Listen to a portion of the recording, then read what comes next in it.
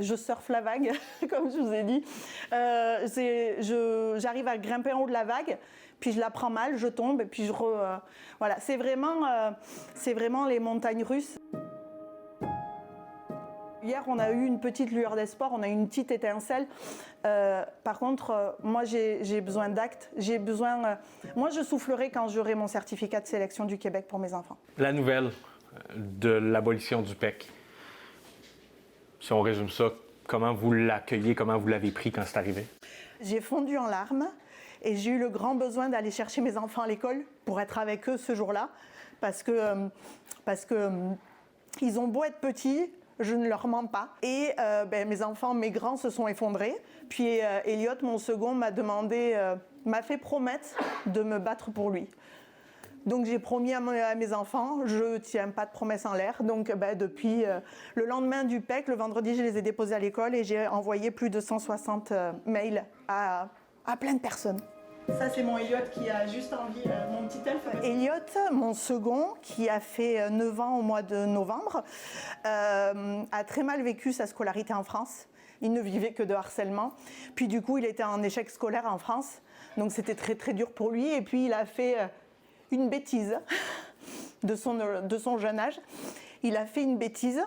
Et Elliot m'a dit, tu sais maman, si on doit repartir en France, cette fois-ci, je ne me louperai pas. C'est un petit garçon de 9 ans.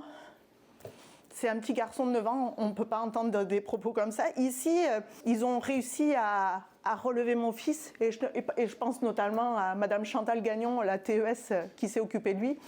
Elle m'a rendu mon petit garçon joyeux, heureux. Et rien que pour ça, je dois me battre. Avez-vous l'impression d'avoir été trahi avec ces règles-là qui ont changé?